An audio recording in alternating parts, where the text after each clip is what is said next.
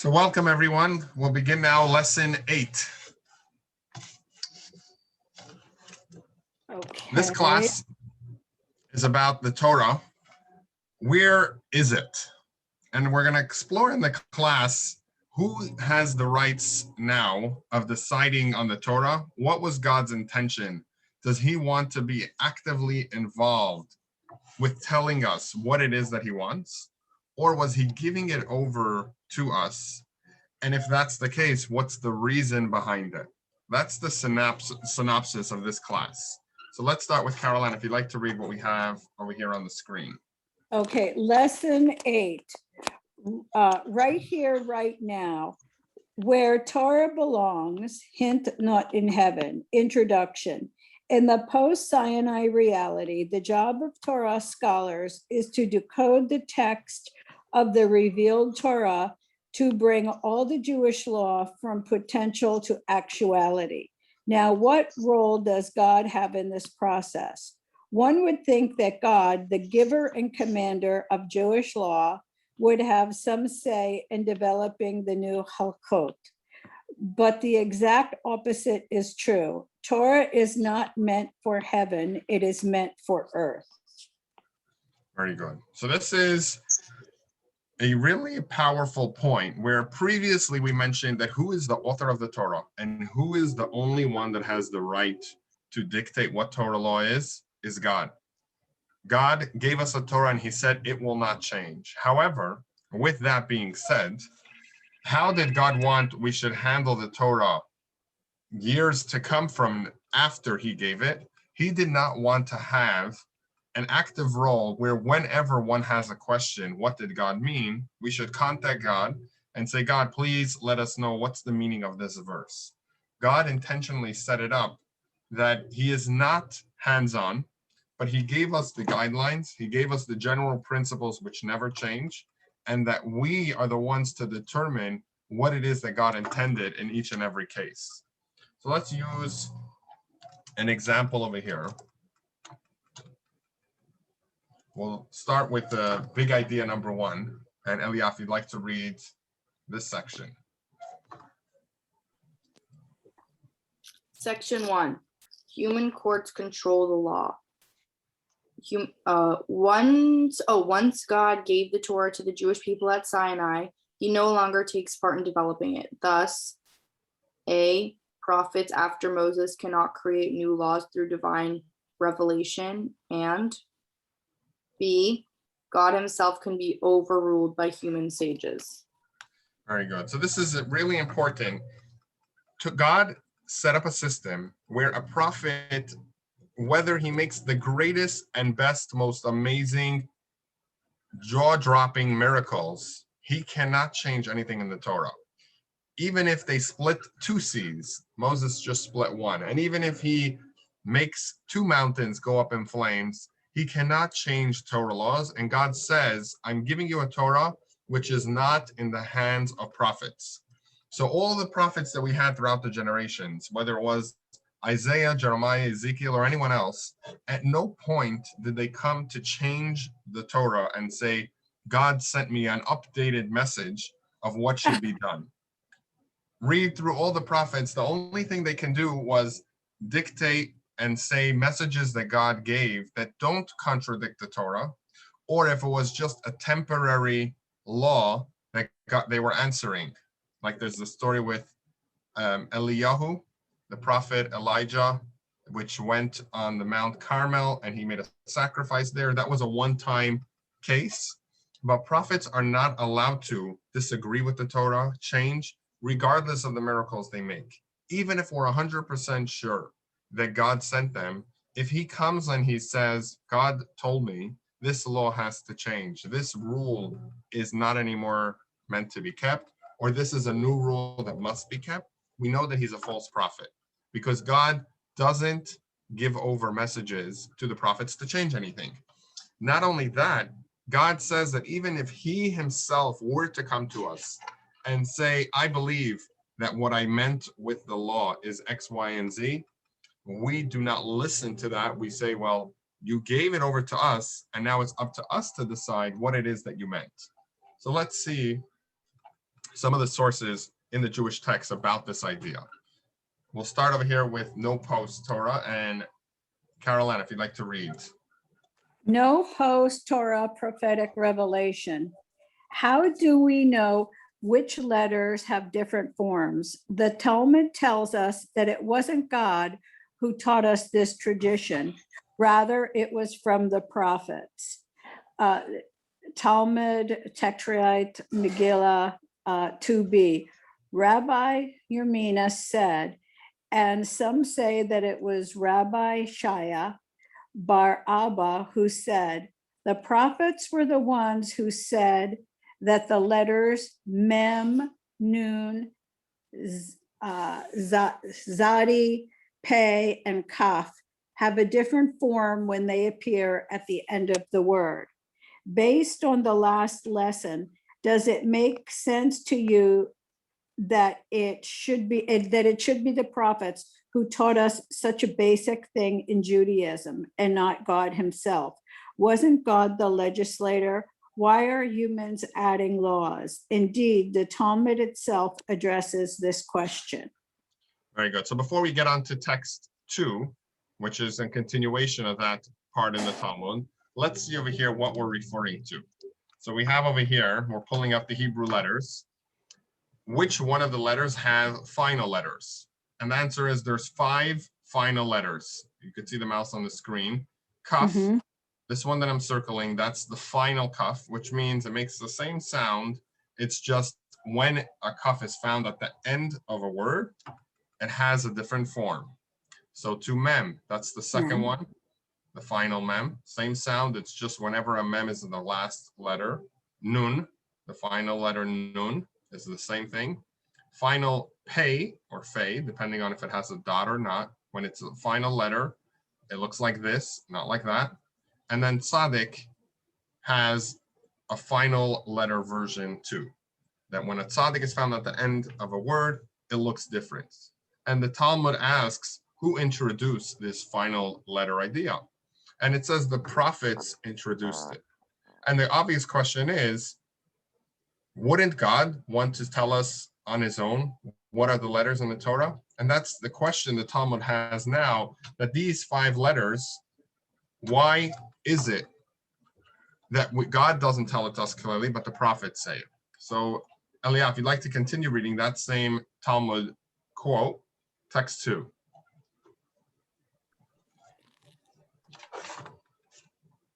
How can you understand it that way? Isn't it written, these are the commandments that God commanded Moses for the children of Israel in Mount Sinai, which indicates that a prophet is not permitted to initiate or change any matter of halakha from now on? Consequently, how could the prophets establish new forms of the letters? What's more, didn't Rav Chisda say the letters Mem, Samech, and Samech in the tablets of the covenant given at Sinai stood by way of a miracle? Yes, 2 forms of these letters did exist at the time, but the people did not know which one of them was to be used in the middle of the word and which at the end of the word.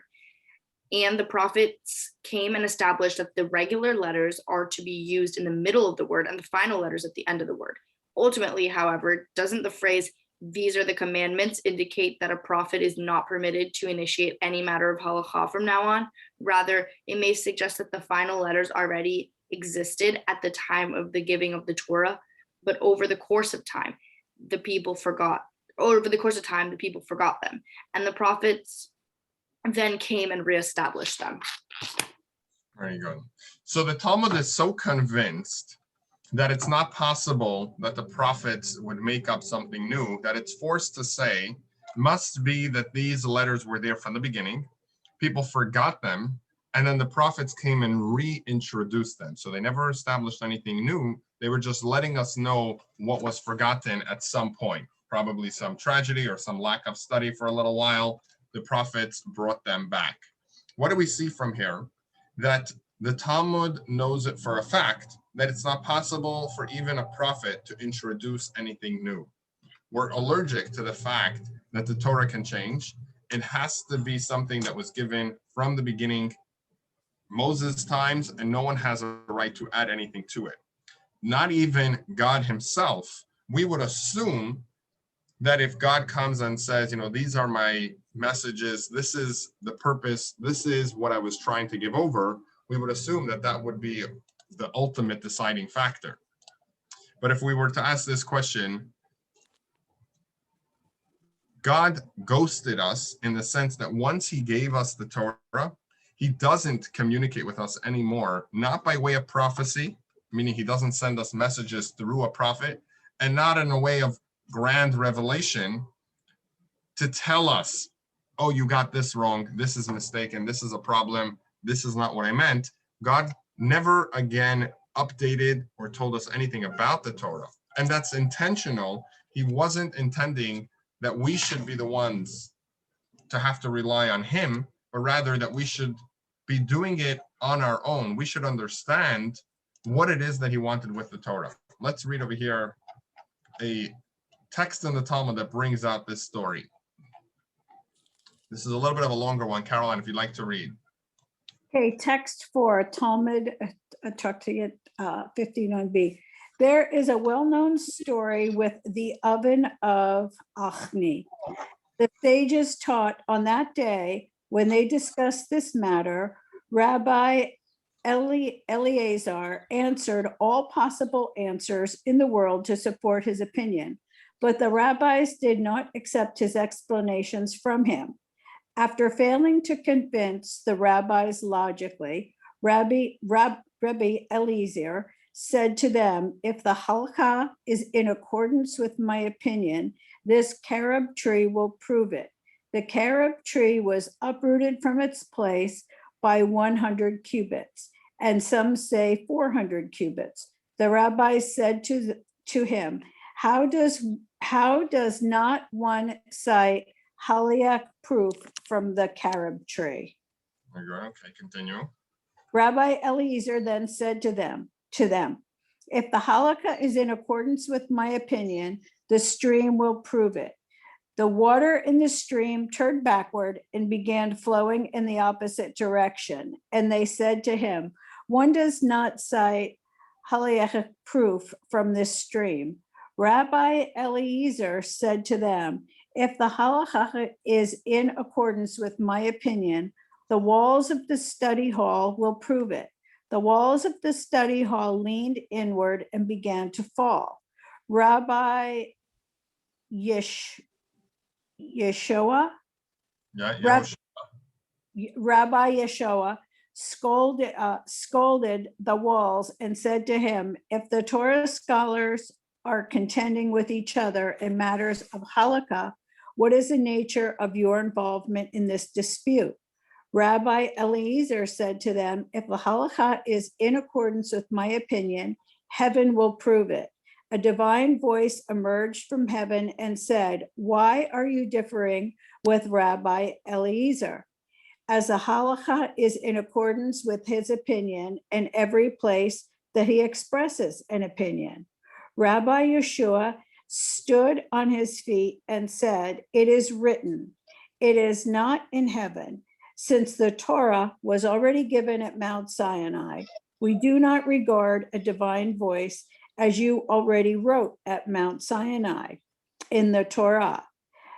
After a majority to incline, since the majority of rabbis disagreed with Rabbi Eliezer's opinion, the halakha is not ruled in accordance with his opinion.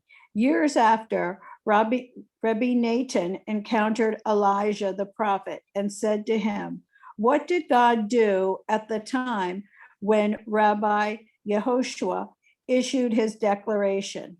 Elijah said to him, God smiled and said, my children have triumphed over me. Beautiful. So let me recap what we had in this quote in the Talmud. The Talmud says an interesting story. The rabbis had a dispute. Most of the rabbis believed that there was a certain oven that the way it was made was impure. However, there was one rabbi, his name was Rabbi Eliezer, he disagreed. And he said that this oven is pure. They had this dispute and they said, well, we're the majority and therefore the halacha follows our opinion. But he was so sure that he's right. So he tells the rabbis, I will prove to you with a miracle that I am right. He said, if I'm wrong and you guys are right, then nothing will happen with this carob tree. However, if I'm right, God will perform a miracle and this carob tree will be uprooted and moved to another location. And sure enough, a miracle happened in front of their eyes and the carob tree moved to another location. But the rabbi said, listen, it doesn't make a difference how many miracles you make. It doesn't change the fact that God decided in the Torah that when we have a dispute, God says, go after the majority of the rabbis. That's the way God dictated Jewish law should be. That when there's a majority of rabbis that hold one way and a minority that hold another way, you go after the majority, which is the same in secular law. When there's a dispute in the Supreme Court, we go after the majority. So he was still so sure that he's right. He says, if God agrees with me and I'm right in my law that this is pure, the water in the stream that goes near the study hall, it should start traveling upstream, backwards, against gravity. And sure enough, a miracle happened and the water started traveling upstream to prove that God agreed with him. And the rabbi said, listen, we don't care if you perform that miracle or any other miracle. We follow what our logic says. And since we're the majority, the halacha, God wants to follow our opinion. Again, he said, I'll prove it to you. Let the walls of the study hall start falling if I am correct. And sure enough, they started falling in.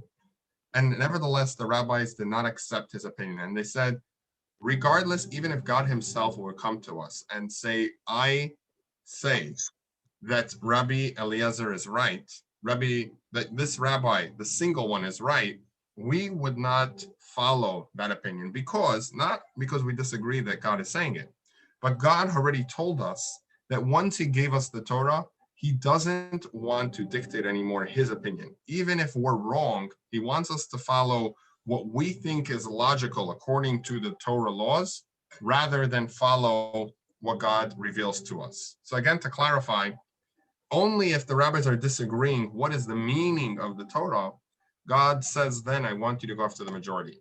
Meaning, if let's use this example. If all the Supreme Court justices decided we want to abolish the Constitution, it wouldn't be an option.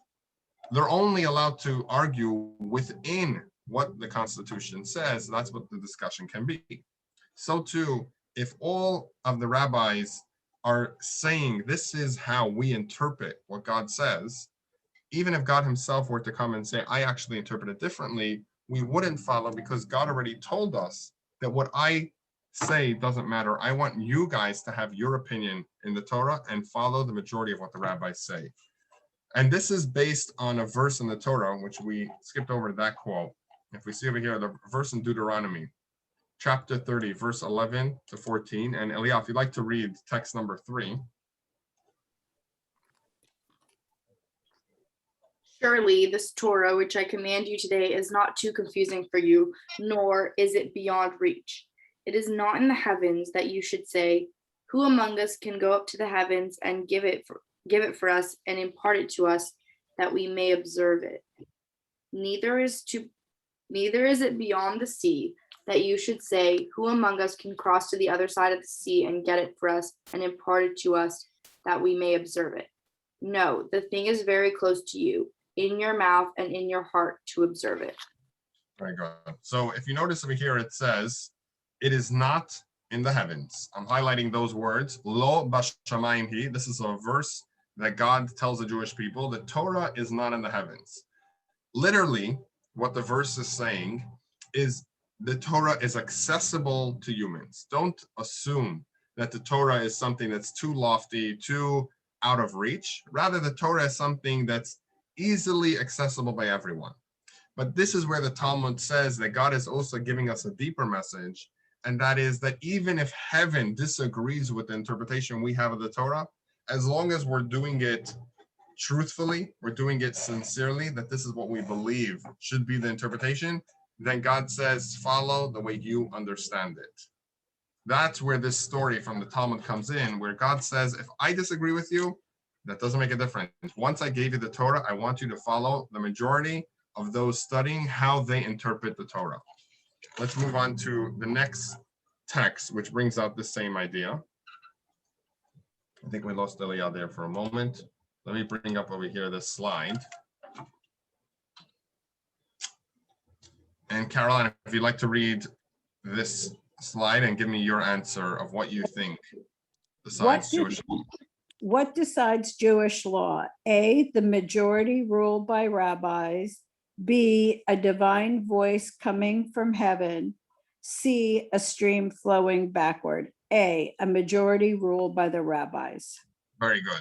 So even if a divine, imagine all of a sudden the skies open and you hear this powerful booming voice from God and he says, I disagree, I think the law should be X, Y, and Z, we still will not listen to it because God is entitled to his opinion, but he told us that once he gives the Torah, how do we decide what's the law?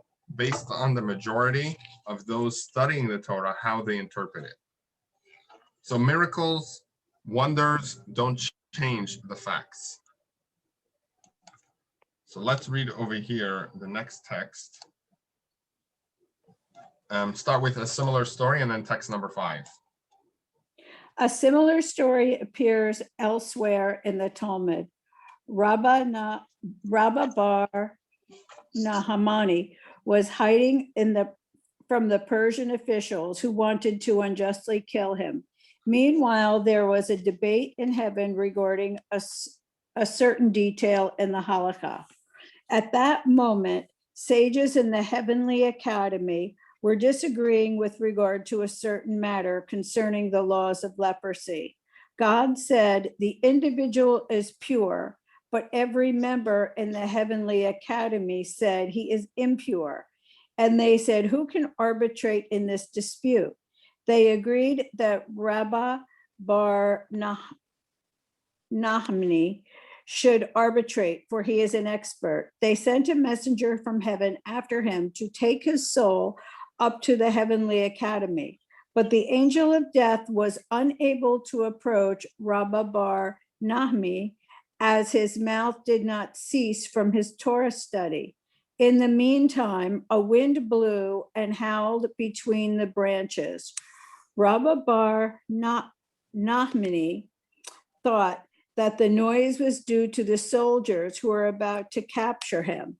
He said, better I die than be given over to the hands of the government. The angel of death was therefore able to take his soul.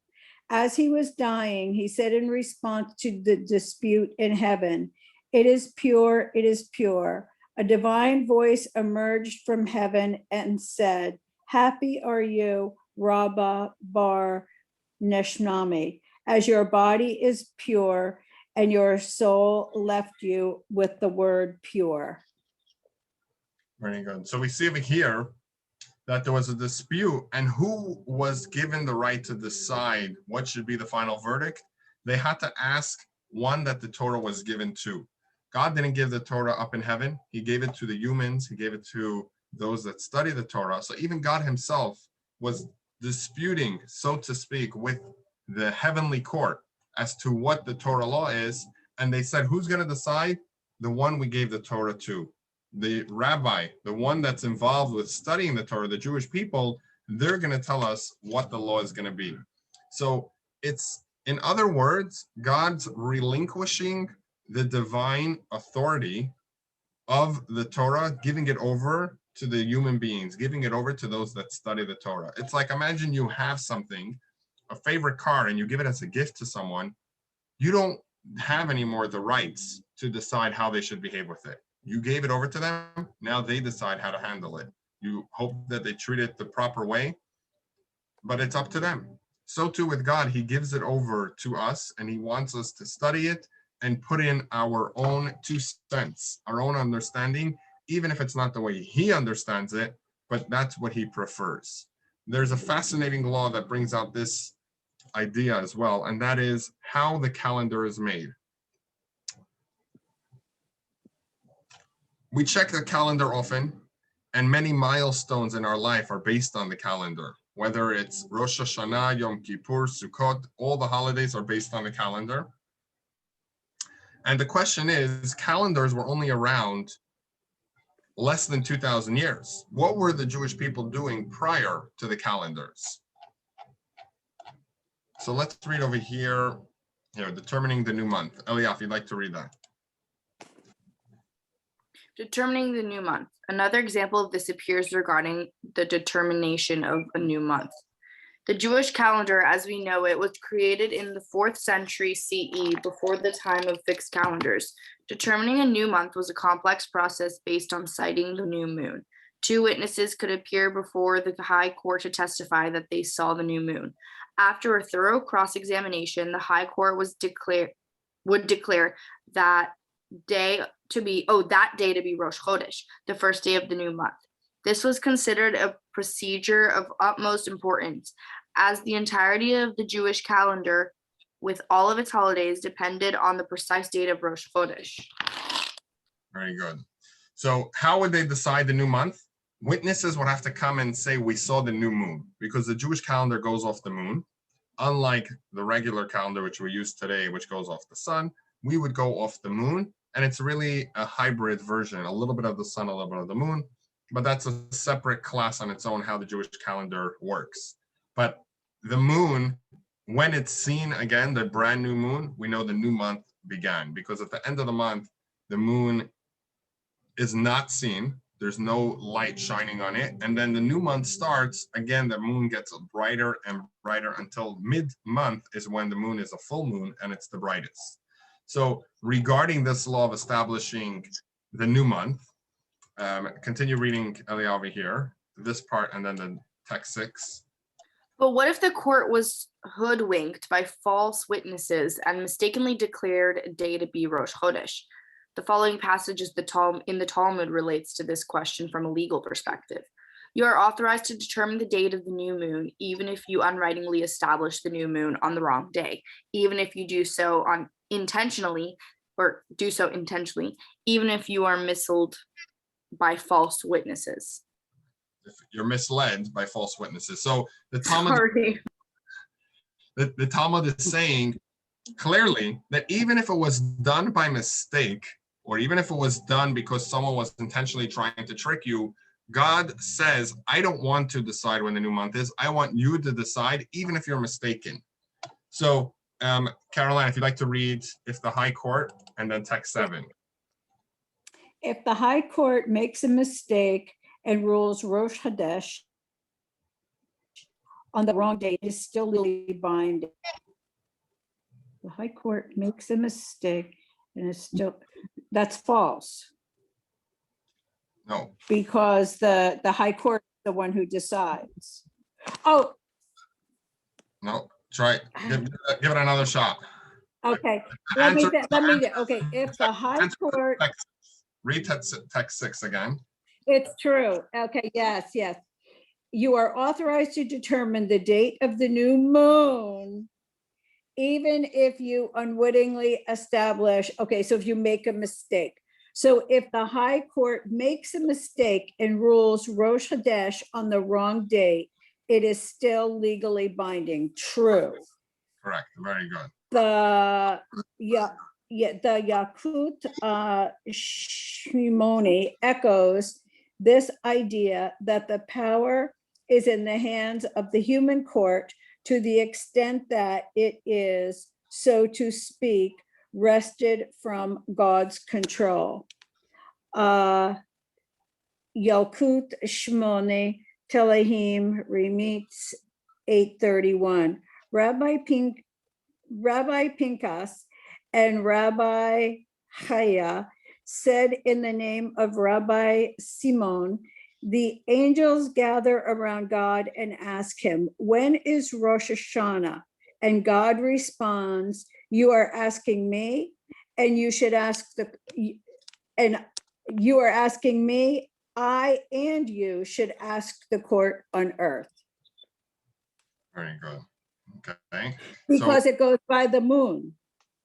Correct. And not only it goes by the moon, God says, I know the moon system the best ever. God doesn't make any mistakes. He knows exactly the moment when the new moon is seen. God doesn't need to get lessons in astronomy in order to know the cycle. He created the system. Yeah. However, he says, I'm not looking to decide it on my own. I want the court to decide based on the way they see things, and I will follow what they say. That's what the Talmud here says clearly, and this is what it's spelled out more in this medrash, that, as it explains here, God himself is beholden to the human court for the date of Rosh Hashanah, meaning as much as God knows the truth, God says, I give over control. Once I dictated how to read the Torah and how the Torah set up the system, I give over the control to the humans, that they should see in their eyes, even if it happens to be that they made a mistake. I will not interfere and tell them, guys, you made a mistake. I will follow according to their mistake. So this is idea number one. Let's read that summary, and then we're going to go on to idea number 2 and 3, which gives 2 explanations as to why this is the case. But Aliyah, if you'd like to read the summary of idea number 1. Summary.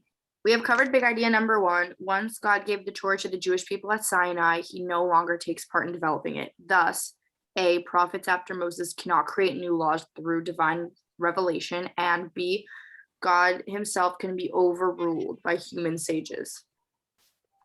Very good. So when one comes and says, look, there's this prophet that came, he did these wondrous miracles, one should not say, well, that proves to me that he really knows what God wants, because God tells us it doesn't make a difference what prophets say, what miracles are done. He gave over the control to the majority of those that study the Torah, the way they interpret it. Of course, when they're being loyal to the methods of studying the Torah, that's what God himself follows. Let's read idea number 2 as to what's the reason for this. One of the reasons in idea number 2, in section number 2. Caroline, if you'd like to read. Merits of the argument, not the individual. Big idea. Merits of the, God knew that prophecy is not always available and that it would often be difficult to discern who is a true prophet. Therefore, he put Jewish law into the hands of Torah scholars who will be judged by the strength of their argument and not by the credibility of the individual. Very good. So we're going to explain what you just read in greater detail in case so we can understand this better. But let's pull up over here this slide and ask you a question. Aliyah, what would you say is the answer to this question? Which of the following people say the truth and which lie? I would say doctor says that, huh? No, I'll give you a hint that it's a trick question. There's no way of knowing. Oh, very good. Very good, right? There's no way of knowing. It might be based on your biases, meaning if you happen to experience a doctor that was lying to you, or you experienced a chef or a lawyer or a farmer, then you'll say, yeah, I think they lied. But of course, every farmer is different, every lawyer, every doctor. There's no way of knowing. We cannot know for sure who's lying to us at all. Possibly they're saying the truth, possibly not. We can try as much as possible, but there's no way of guaranteeing that we have a dependable source. Let's use examples of things that we do know just from our own experiences. So, Caroline, if you'd like to read not a dependable source till text 8, and then we'll go on to text 8. Okay, not a dependable source. Which of the following statements are true? It is dark at night, true. It is light at night, sometimes. The earth is flat, the earth is round, camels fly, crickets sing, and raccoons dance. Right, so it's very easy for one to see which statements are true and which are not. No one needs second thoughts on any of these statements. Why is that? Because we know it from personal experience. We've been around in this world. We're not trusting something that we're not aware of. However, when it comes to Jewish law, or it comes to any idea of passing on information from God, something that I didn't see myself, I cannot read a statement from someone about how they interpret God's message and say, yeah, this is true, this is not true. I don't know. Maybe it's true. Maybe God gave you that message. Maybe he didn't. If I came to you and said, God revealed himself to me last night and told me that on Monday, there's going to be gold falling from the sky, I might be saying the truth, I might not be. You have no way of knowing whether it's true or false. So there's no disagreement or confusion about the United States Constitution, for example, because the fact of what we have, that we know. We have the Constitution. There's many disagreements in how we interpret what the Constitution is meaning to say, because the founding fathers are dead. They're not around to ask what it is that they meant when they wrote this statement. And therefore we can speculate in modern times how we should interpret modern cases, but we don't know. When it comes to God, God is alive and well. So we would assume that God should tell us, you know what? This is my document. It doesn't change. However, if you have any disagreements, any questions, contact me and I will send you a message in what I meant. Imagine the founding fathers were alive. We would ask them, what did you mean when you wrote the Constitution? So if God is alive, why does he not send us prophets, send us heavenly voices, send us messages, and let God in on the discussion how to interpret the Torah? Why did he choose to leave his say on the matter and leave over the reins in the hands of human beings, which are mortals that can make mistakes and also can be corrupt? People can lie, people can cheat, people can dissuade people from doing what's right because that's just their own personal opinion. So why did God not leave the power of interpretation of the Torah in the hands of the prophet? So let's read Rabbi Nissim. He explains, and Caroline, if you'd like to read it. This is one of the famous rabbis. He has a commentary on the Talmud, and this is what he writes. Rabbi Nissim Ganon Dershot. There are many reasons that the Torah decided to leave the resolution of halachic doubts to the Torah scholars and not to the prophets. First, it is clear that the prophets would not prophesy at all times. If Jewish law was dependent on prophecy, what would happen when the direct word of God became unavailable, and especially when it would become rare? Also, there were often doubts if a person was a true prophet or a false prophet. Therefore, the Torah decided that it is better for the resolution of doubts to be in the hands of Torah scholars so that they will be able to decide things with reason and proofs. Very good. So this is a beautiful explanation that he gives as to why God didn't leave it up to prophecies. Because imagine Jewish law was dependent upon revelations of anyone waking up in the morning and saying, God revealed himself to me and said, this is the way we should interpret this law. We could imagine the confusion, the endless debates that will be happening because there's no credibility. It's just a matter of opinion of what someone says. This is what happened. And I cannot argue with whether you experienced the prophecy or not. I wasn't there. I could say either I agree with your interpretation or not, but I can't say you didn't prophesize. You didn't have this revelation from God. So God understands that it's going to be chaotic. It's going to be a world where no one will know what to do if we leave it up to prophecies. Even if the person was a righteous individual, and we know for him to be someone that hasn't lied in the past, no one stays perfect forever. In the sense, I cannot be guaranteed that everyone, that was perfect will stay perfect forever. It's possible that someone was a good person, and then one day he decides to abuse his power, or he simply believes in himself a little too much, or he needed some more money. There are people that worked in the CIA or the FBI, trusted for many years, and then they defaulted, they went away and helped their enemies. You have in every industry, there could be a corrupt judge, a corrupt politician, even a rabbi or someone that's a prophet could turn corrupt. If you read through Tanakh, especially in the times of the destruction of the temple and times of Jeremiah, there were many false prophets that seemed very legitimate, and the verses speak about them because that's how legit they used to look. They would give prophecies, and you had sometimes contradictory prophecies between different prophets. One of them would say, God told me this, other one would say, God told me that. And people say, well, who do we know is saying the truth?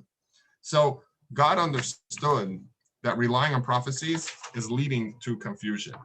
Rather, he set up a system where it's based on credibility of one's arguments. This way, everybody can have an opinion. So, Elia, if you'd like to read these two options and circle either individual or argument for each one of them. Circle one of the options. A prophecy system relies on the credibility of the argument, one individual. No, so that's not a, it's just a separation, like either argument or individual. Oh, got it. So a prophecy system, what does it rely on? The credibility of the person saying the prophecy? Oops, sorry, somebody's calling me. Wait, okay. Sorry, the screen went away. Okay, I'm back. A prophecy system relies on. Oh, got it. Wait, I need to process this really quickly. No worries. If you want, we can get back. Yeah, I'm like having a. No worries, yeah. So prophecy, I'll explain. Prophecy system relies not on the argument of what the person says. A prophet doesn't come and explain to you, this is how I got this message. He just says, this is the message I got. If you like it or not, it's not about the argument, meaning it's not about what he's saying. He's saying, accept what I'm saying because of who I am. I'm a guy that you just have to accept blindly whatever I say. Versus a scholarly system, which is the Torah we have now, a system where there's logic, people have to use their brains, people have to say, well, explain to me, how did you learn this idea? Where did you see it in a previous case? How did you interpret this? Which method did you use? That system relies on the credibility not of the individual, but on the argument. Meaning, if it was about prophets, a prophet that comes and says something, you cannot argue with him. If it's about rabbis, which are studying the Torah, and he comes and he says, this is what I think we should do, one can always ask, okay, but explain to me, how did you come to this conclusion? Give me the logic.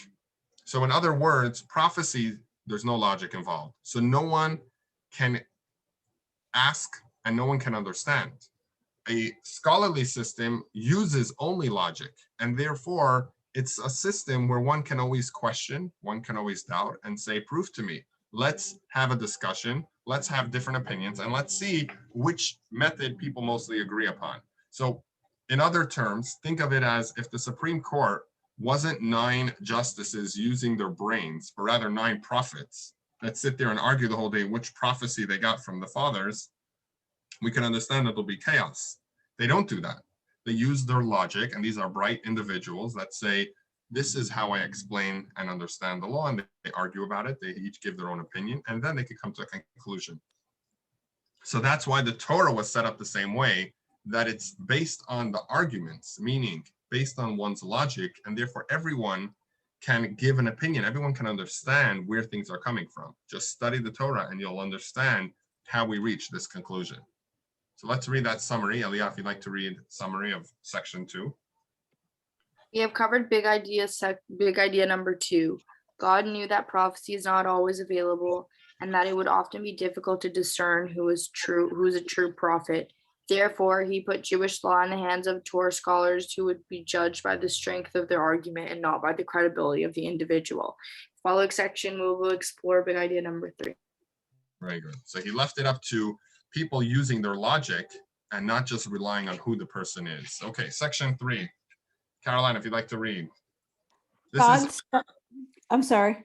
No, this is another explanation as to why God gave over the control of understanding the Torah to those that study the Torah, to the Jewish people. Okay, God's study partner. God wants us to be his partners in developing the Torah.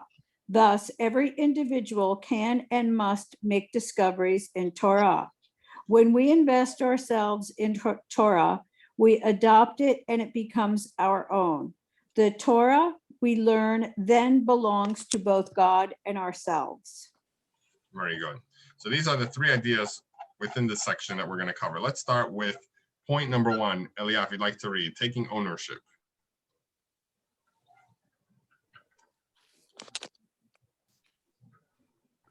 Okay, taking ownership over Torah. The Zohar tells us that God literally kisses the words of those who own their Torah study and seek creative interpretation. Do I read the text? Yes, please. A person should put effort into understanding that Torah by day and by night. Oh, understanding the Torah by day and by night. God listens to these voices that are studying the Torah, and with the words of each person, he creates a new heaven. It was taught that at the moment when an innovative word of Torah emerges from the mouth of a person, that word ascends to the heavens and stands before God. God takes the word, kisses it, and calls it a new heaven. So God says, the Jewish people should be partners with me. Just as I create the heavens and earth with my speech, you, the Jewish people as well, merit to create worlds through your toil in Torah study. Very good. So we have over here that God wants us to participate in the study of Torah, and God is super happy when we're giving our insights into the Torah. Let's read over here. Caroline, if you'd like to read from creative to the bottom of the page. Creative interpretation as a Torah ideal. Rabbi Joseph Sloventik,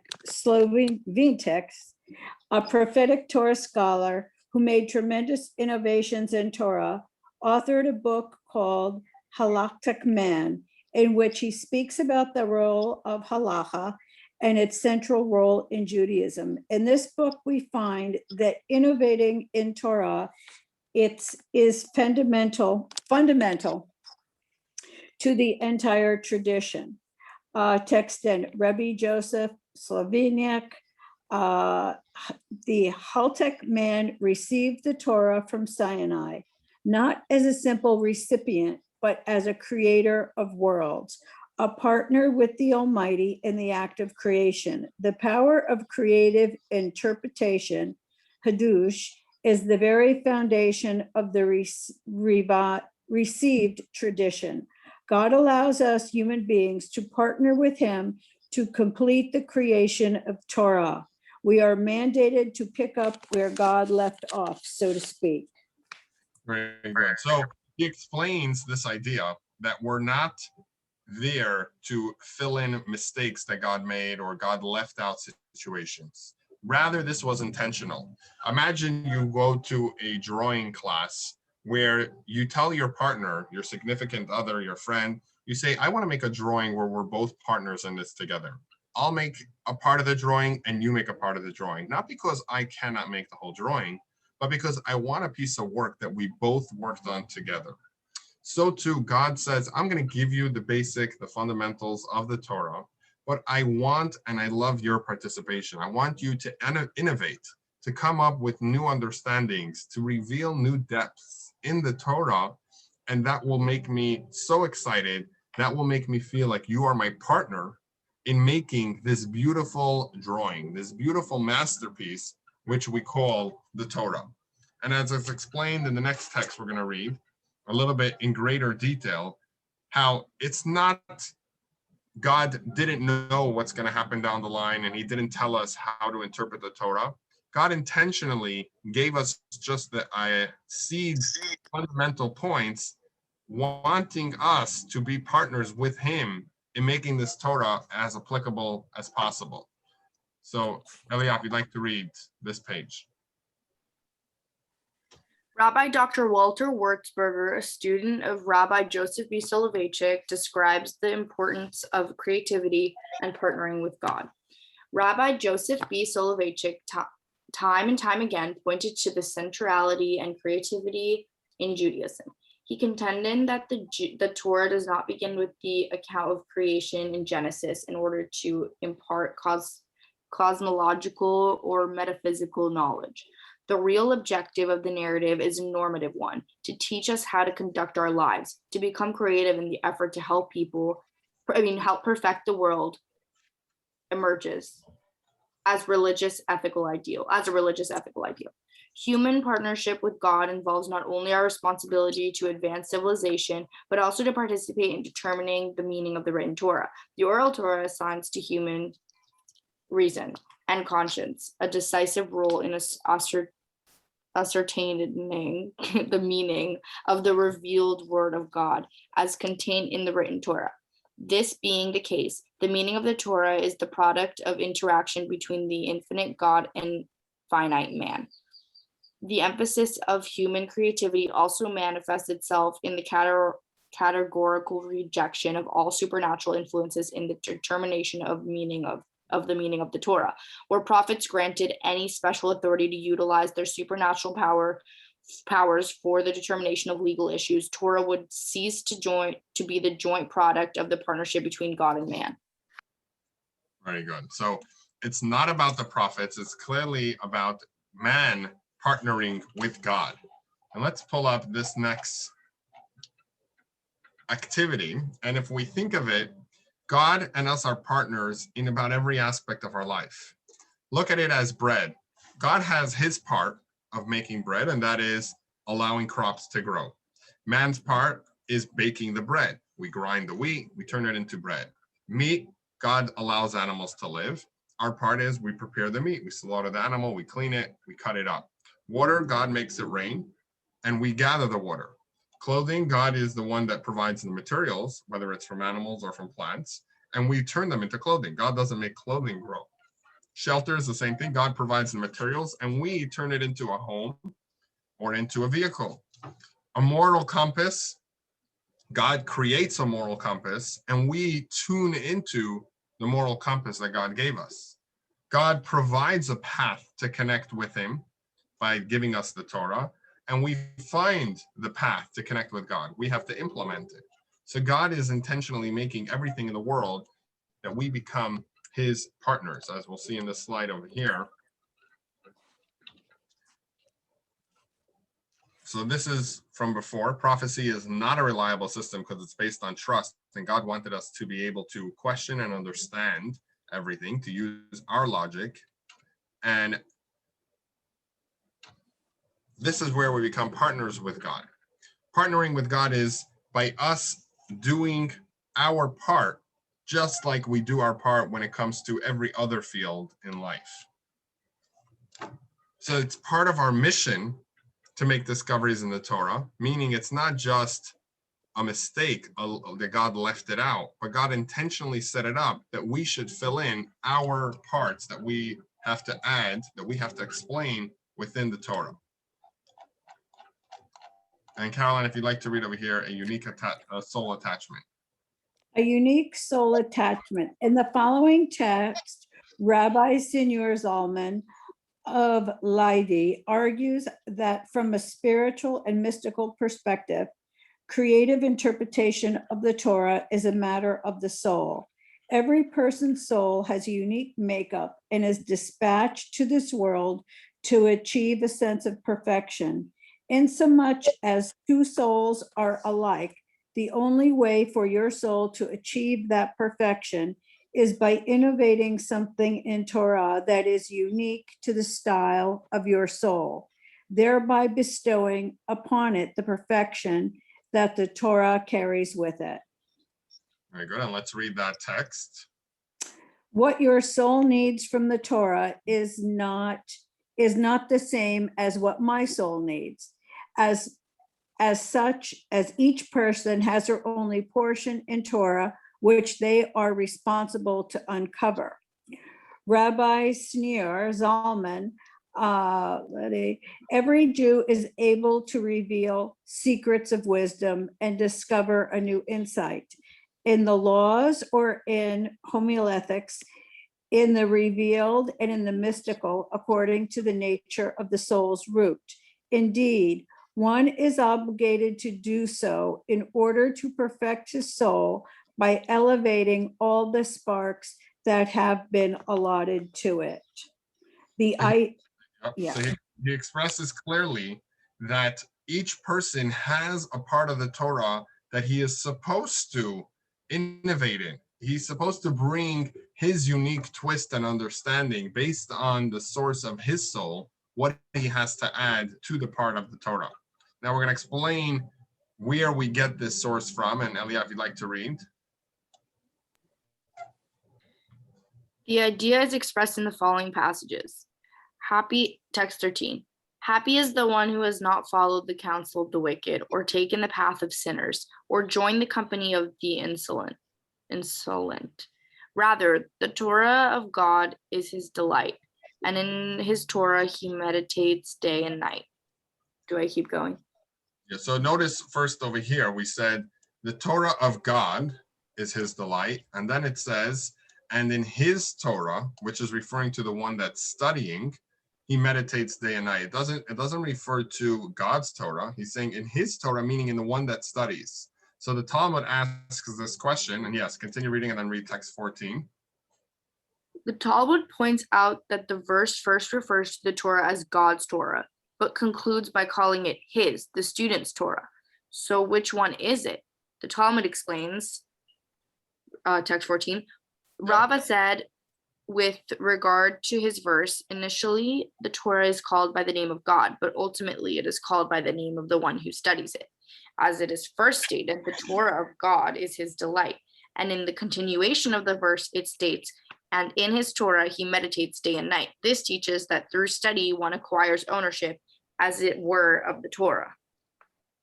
Very good. So by one engaging himself in the Torah, he becomes invested in the Torah and attached to it, where it becomes like our Torah, meaning you're investing so much in God's work of art that you become his partner, and you added so much to the development that you say, you know what? It's not anymore your Torah. It started off as your Torah. You gave me the foundation, but I enhanced it so much that now it becomes our Torah.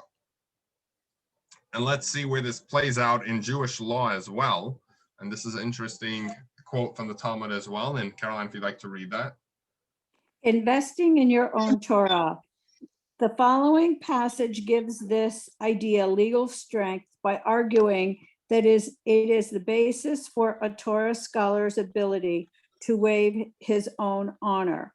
Talmud Taktrite Kedushin. With regard to a father who forgoes his honor is foregone, and his son does not transgress if he does not treat him in the proper manner.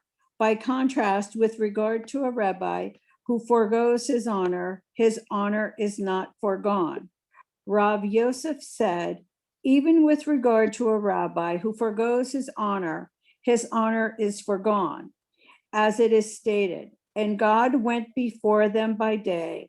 God himself, the teacher of the Jewish people, had foregone the honor due him and took the trouble to guide the people.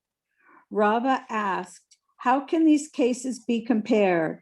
There, with regard to God, the world is his and the Torah is his. Therefore, he can forego his honor. By contrast, here, it is his Torah that the teacher can forego its honor. Rava then said, yes, if he studies, it is his Torah, as it is written, for his delight is the Torah of the Lord, and in his Torah he meditates day and night. To explain what's going on here, the Talmud says, in the beginning, there's another opinion. But finally, the Talmud concludes that just as if a father tells a son, you shouldn't be sitting in my place, but I allow you to sit in my place, the law is that he's allowed to do so, and it's not any more disrespectful for the son to sit in his father's place. So too for a rabbi, if a rabbi tells a student that he's teaching, a student that is learning everything from this specific rabbi, he says, I allow you to do something, to sit in my seat, or to do something that wouldn't be considered respectful, that's okay, he's allowed to. And the Talmud asks, well, why is he allowed to? Seemingly, the Torah isn't his. He is studying the Torah of God, and it's God's Torah. So why is he allowed to forego honor that belongs to God? And the Talmud answers, because once he studies the Torah, it becomes his Torah too, meaning you become like a partner with God. And just like God could forego his own honor, so too you can forego your own honor, which is due because of the study of Torah, because it becomes yours. So God wanted that we should be partners. What we're bringing out from this Talmud quote is God wanted us to invest in the Torah, and we should become partners with him in the Torah, and therefore it's a part of us, just like it's his. This is the second reason as to why God took himself out of control of the Torah, and he said, I want to leave it up to you, because he wants us to have our innovation in this field. So let's read this question. Caroline, if you'd like to read. Why can a teacher of Torah forego his honor? Does the Torah belong to him? Yes. Very good. Regarding a scholar, how does Torah become his Torah? So one, By meditating on it day and night. very good.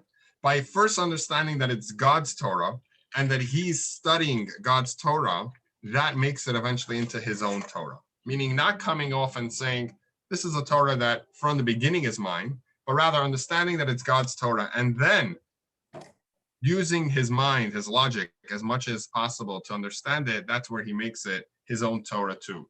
And let's see this text. Eliyav, if you'd like to read, still God's Torah. This is explaining that even with it being our participation, it never removes completely God, rather it becomes a partnership. While we do indeed take ownership over the Torah, it still remains God's Torah as well, thus creating a deep connection between us and God. As the Rebbe explains, the fact that the Torah of God becomes the Torah of the person is in a manner that even after it becomes the Torah of the person, it still remains as the Torah of God. This is a result of the lofty level of godliness that is revealed thereby, a level of godliness that is capable of uniting the person with God in a way that God and the Jewish people are one. Very good. So it's simultaneously being our Torah and God's Torah, meaning it starts off as God's Torah. God wants our participation, but it's not that we completely take over and we can change things. It's that now we become partners with him and it's both of ours. Now, just the last point before we get to the summary, and that is, where do we see how much we actually become partners with God in the Torah? And that is in the joy of the Torah.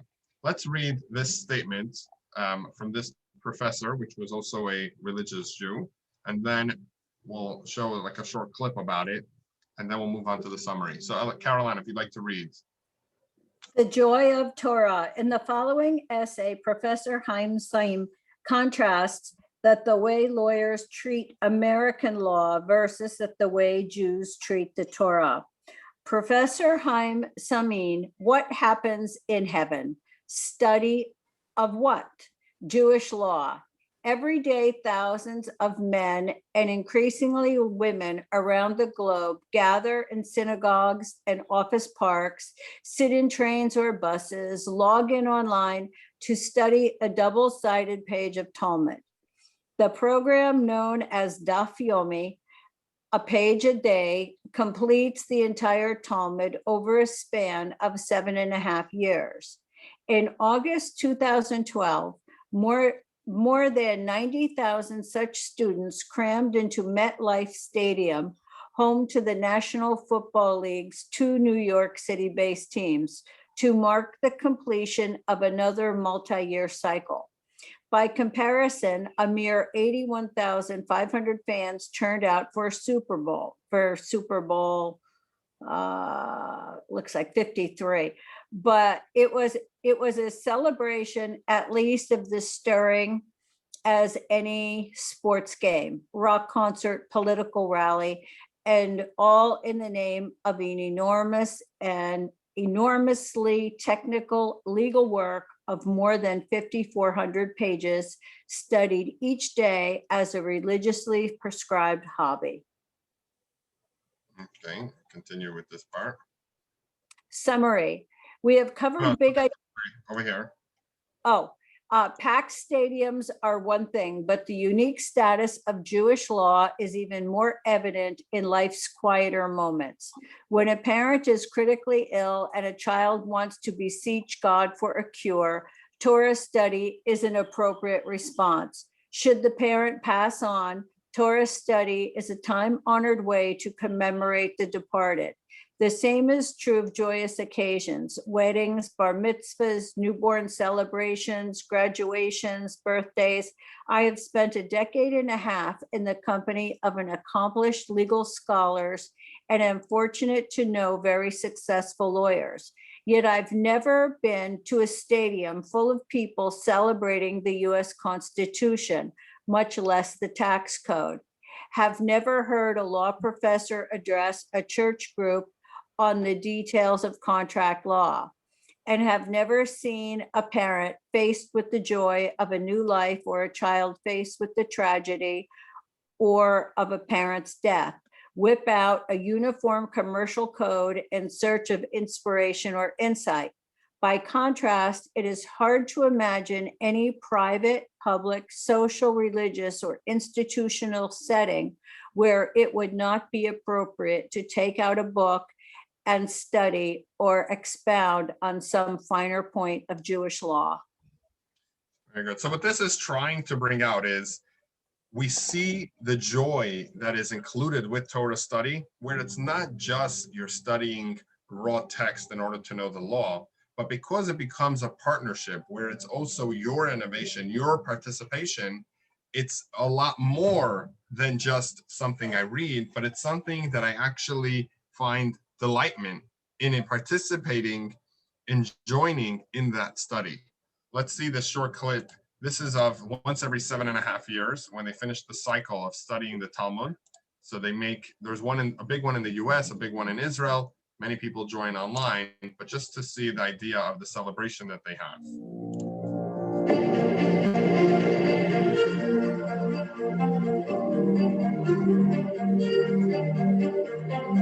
Bruchim Haboyim B'Shem Hashem. Welcome all to the 13th Global Siyum Hashas Daf Yomi. And then you can say, Kein Chayenu is our life. That's what we live. We live for Torah.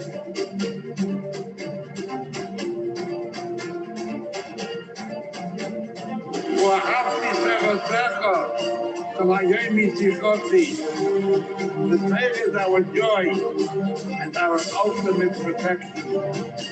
And this is why we're all here today. An integral component.